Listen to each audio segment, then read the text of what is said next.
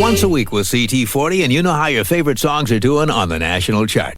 Well, now we're up to the first top 40 hit by the B-52s, a name that doesn't refer to a square on a bingo card. It's the zany name chosen by a zany band with a taste for, you got it, zany humor.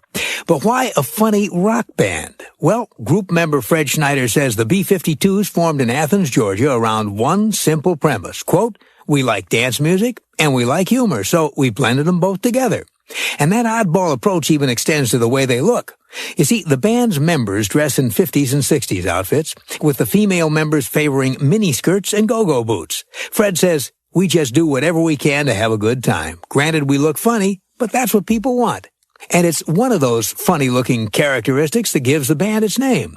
You see, Kate Pierson and Cindy Wilson, the two women in the group, wear their hair in a style that used to be very popular, but which some think looks kind of silly by today's standards. The two of them tease their tinted tresses into tall, towering bouffants.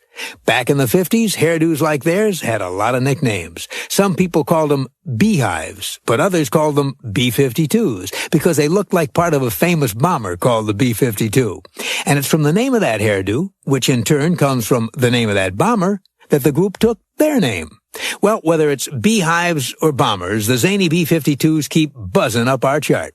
This week they fly up 5 notches to cruise at number 16 with a song called Love Shack.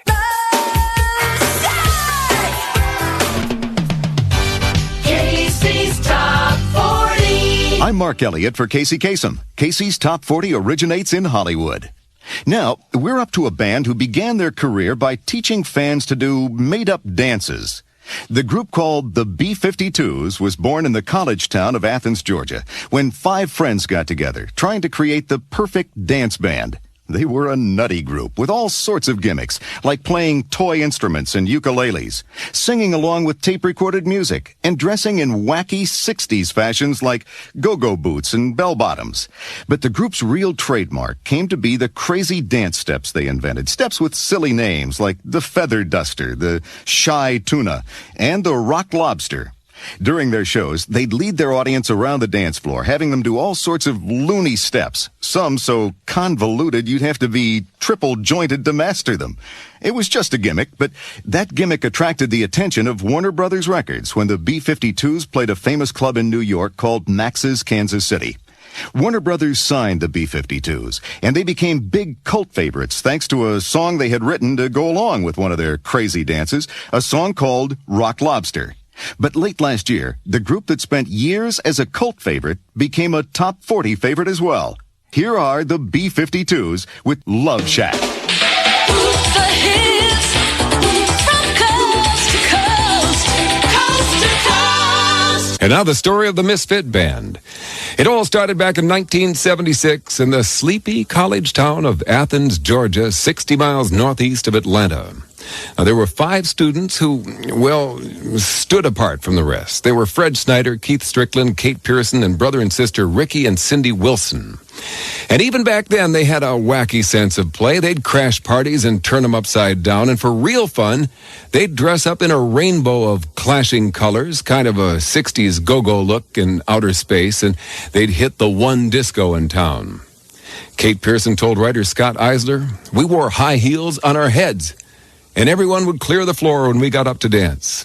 And Keith Strickland added, "No question, we'd dance a little strangely and look a little strange. I had bricks thrown at me, and sometimes we were physically thrown out. So we had to create our own entertainment." So one night, in October 1976, after a few rounds of drinks at a Chinese restaurant, they decided to form a band. Months later, on Valentine's Day in 1977, they played in public for the very first time. And by the summer of 1978, they'd released their own independent single, a song that would later appear on their debut album and even hit the chart. And that song was called Rock Lobster. And that's by the band named after a hairdo from the 1960s, the B-52s. Now, during the 1980s, they became a cult favorite with a growing legion of fans. And then in 1985, guitarist Rick Wilson died from AIDS. It was hard for the band to go on at first, but they did. And this past year, they had their first top 40 hit ever with Love Shack. This past Valentine's Day marked the 13th anniversary of their first gig ever, and here are the B-52s with Rome. KC's Every week, Casey's Top 40 is heard coast to coast and around the world on great radio stations like Q102, WKRQ, Cincinnati, Ohio. Well, now we're up to the current hit for a band from Georgia who decided it was too hard for them to look glamorous. So they hit upon a unique way to get noticed. When the B-52s first came together back in the mid-70s, the one thing they had to deal with was the fact that unlike a lot of rock acts, they weren't a very flashy-looking bunch of people. And back then, flash was in vogue.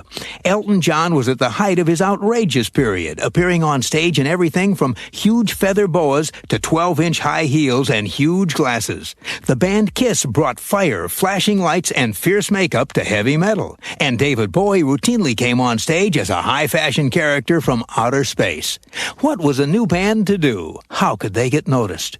Well, the B-52s figured that they had no chance at outflashing the likes of Elton, Kiss, and Bowie, so they decided to head completely in the other direction. They started wearing the ugliest clothes they could find. Singer Fred Schneider wore loud checkered polyester leisure suits, and the female singers in the group put on tons of gaudy makeup with gigantic false eyelashes and clothes that looked like thrift store rejects. And wouldn't you know it, the ugly look worked. The B-52s got noticed, and in the years since, they developed their touring wardrobe into what they call a traveling museum of the ugliest clothes in the world. Fred Schneider must have the largest collection of really ugly shirts anywhere. He has at least 1,000 of them. And as for singer Kate Pierson, she's got rack after rack of tacky-looking miniskirts and flashy, out-of-style go-go boots. Kate told us, quote, "Sure, we wear stuff that's really ugly, but it's funny and amazing at the same time. It's clothing that's never going to disintegrate or come back in style. So we might as well flaunt it." This week, the band that discovered that ugly can be beautiful is singing survey song number 23 on Casey's Top 40. Stepping up to the mic in their loud polyester shirts and crazy miniskirts, here are the B-52s with Good Stuff. Number 25. Soaring 7 Neolithic notches, here's a prehistoric hit from the rockbuster film The Flintstones. These are the BC-52s with Meet the Flintstones. Rocking up 7 big notches to number 25. That's one of the 7 movie songs on the survey. Meet the Flintstones by the BC-52s. Casey's Coast to Coast.